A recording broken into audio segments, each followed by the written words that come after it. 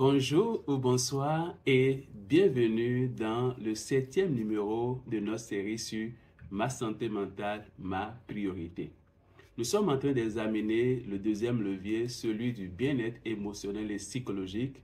Nous avons commencé à comprendre le contexte, le concept et aujourd'hui nous allons avancer en regardant de plus près la question du sens et du but de la vie.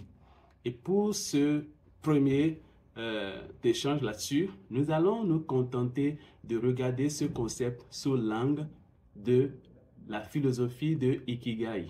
Et dans une prochaine vidéo, la suivante, nous parlerons de la même notion, du même concept de sens et but de la vie sous la perspective biblique. Et avant d'aller plus loin, une question pour vous.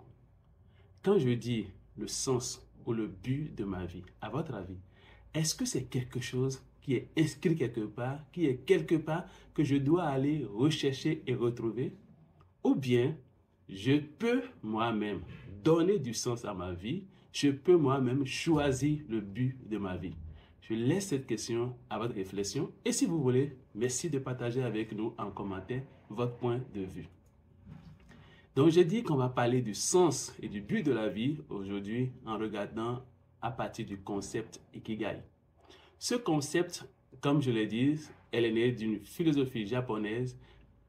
Et le mot Ikigai, ou Ikimai semble-t-il, comprend deux parties. Le Iki, qui veut dire la vie, ou bien vivre, et le Gai, qui devrait signifier ce qui vaut la peine, ce qui a de la valeur. Le principe du Ikigai, c'est de trouver sa raison de vivre, sa raison d'être, ce qui conduit à la joie de vivre. Quand je sais pourquoi je suis là, je sais ma raison de vivre, cela conduit à la joie de vivre. Et quelle est la méthode pour découvrir sa raison d'être, son Ikigai, d'après le concept? C'est une réflexion profonde, sincère et pertinente sur soi-même et son environnement et sa société, le monde autour de soi. Ce concept Ikigai se retrouve à l'intersection de 4 cercles différents. Le premier cercle, si on veut, c'est le cercle de ce que j'aime, ce qui me passionne. Ce que j'aime faire, ce qui me passionne, donc là, j'ai du plaisir à faire cette chose. Dans ma vie, autour de moi, il y a cette chose que j'aime faire. Cette chose, c'est ma passion. Mais cette chose peut aussi refléter un peu ma mission de vie. À côté de ce que j'aime faire, il y a ce que je sais bien faire. J'ai du potentiel, j'ai de la compétence, je suis bon dans ça. Et les deux, souvent, vont se coïncider quelque part. Je suis encore là dans ma passion. Il y a l'intersection de tout ça. C'est le second cercle, le cercle de ce que je sais faire. Je sais, j'ai de la compétence, j'ai de l'expertise, je suis bon dans ça.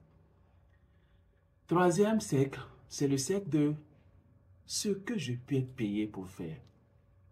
Là, bien sûr, ça fait penser à ma profession, à mon travail.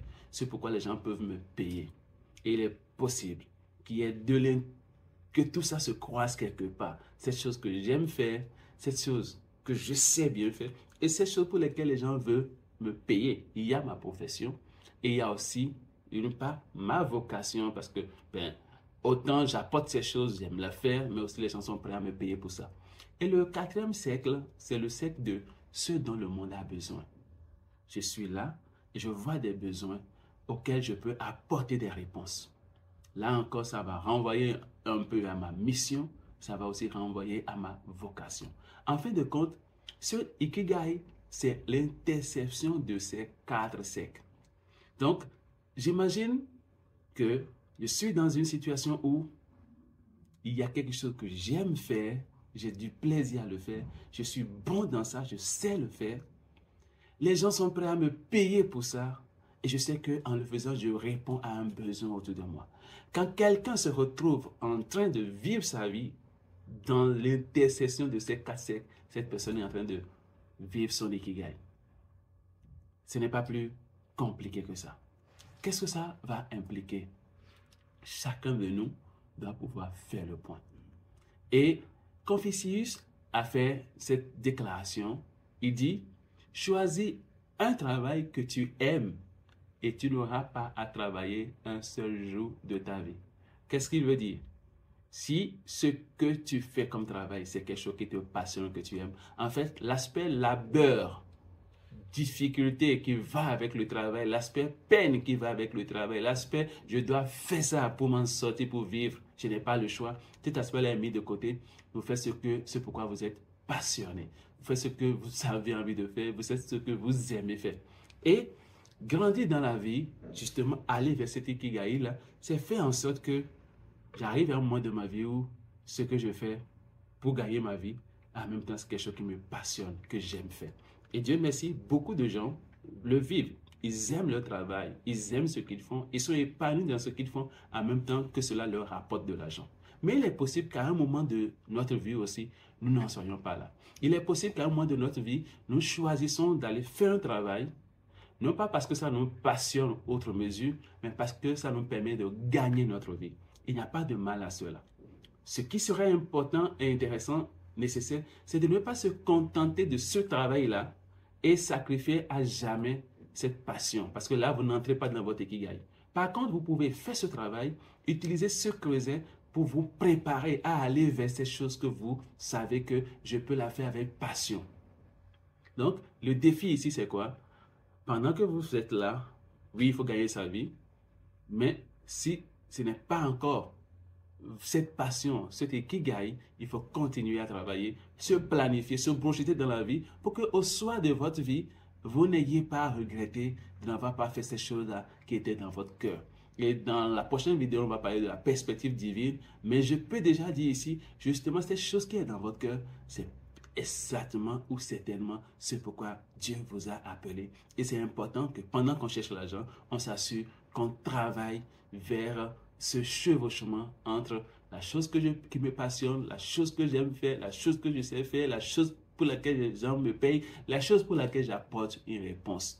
Nous sommes en train de parler de bien-être émotionnel et psychologique. Nous sommes en train de parler de ce sentiment que ma vie a de sens, que ma vie a un but et j'avance vers ce but-là chaque jour. Donc c'est là le défi, c'est là la nécessité de travailler pour aller vers ce ikigai. Alors vous, où en êtes-vous? Je vais vous inviter à prendre une pause, à réfléchir à votre situation et voir à partir de maintenant quelles sont les choses que vous pouvez mettre en place, planifier éventuellement dans la durée pour faire coïncider ce que vous faites pour gagner votre vie et ce qui vous passionne parce que c'est ce qui est au fond de votre cœur. Merci de votre attention et à très bientôt pour regarder cette même notion du but et du sens de la vie sous la perspective biblique.